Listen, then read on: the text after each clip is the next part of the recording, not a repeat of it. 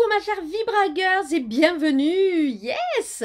Aujourd'hui, j'avais envie de te parler de quelque chose qui parle de ta transformation personnelle, puisque je vois beaucoup ça, du moins de moins en moins, parce que je n'attire plus ça à moi, mais malheureusement, encore certaines dans ma communauté et des fois dans mes clientes se victimisent.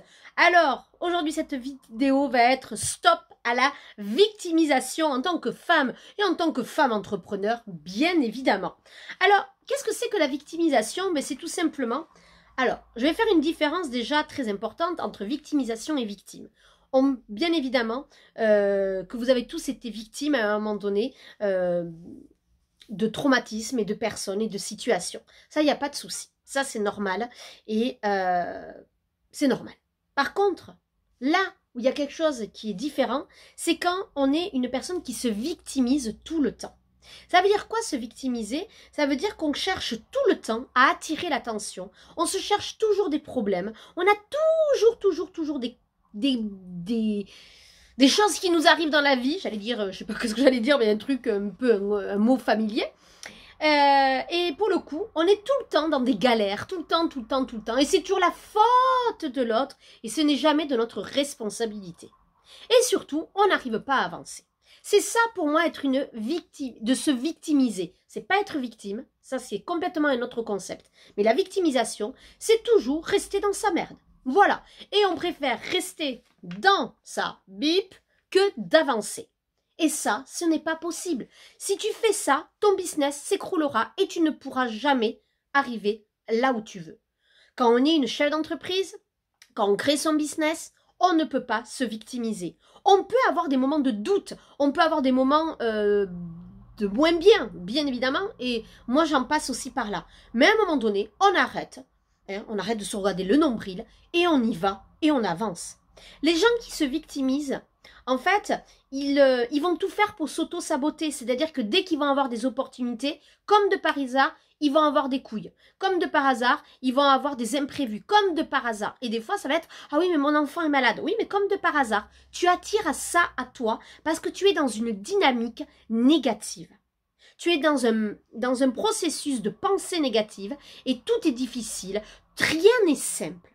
Donc, je ne sais pas si ça te parle, ou en tout cas, peut-être que ça va te parler pour quelqu'un d'autre. Et je pense que tu peux diffuser ce message. Oui.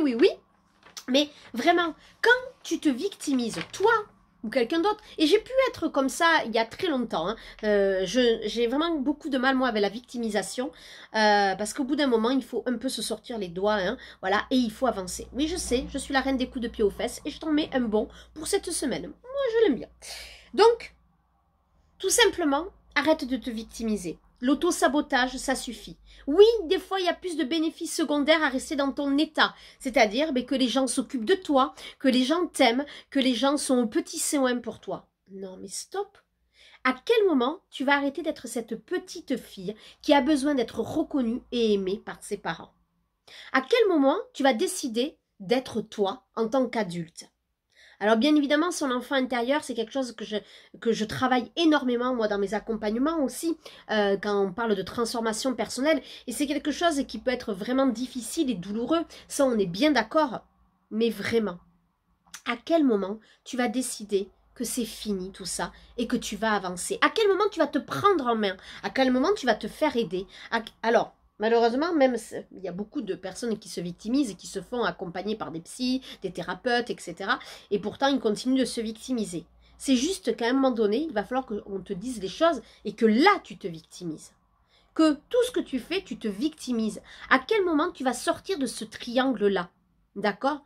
De ce qu'on appelle le triangle de Cartman. On peut être sauveur, persécuteur et victime.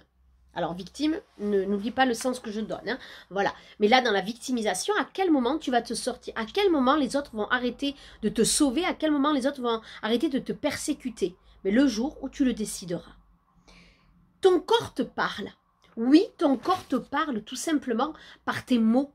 Oui, quand tu as des mots, à un moment donné, si tu vois que c'est récurrent, que c'est toujours la même chose, c'est à un moment donné, regarde-toi à l'intérieur. Repose-toi et regarde-toi et sois honnête avec toi-même. Voilà ce que j'avais envie de te dire. Oui, je sais, ça ne fait jamais plaisir. Et en tant que chef d'entreprise, c'est très très important. Déjà qu'en tant que femme, tout court, c'est important. Mais en tant que chef d'entreprise, si tu veux avancer, c'est même capital que tu sois dans cette dynamique-là et que tu sortes de cette victimisation. Voilà ce que j'avais envie de te dire. Dis-moi, alors je sais que c'est pas facile, hein, mais j'aimerais quand même avoir ton avis. J'aimerais vraiment que que tu partages un petit peu comment tu te sens par rapport à cette capsule inspirante. Je te dis à très vite. Bye bye.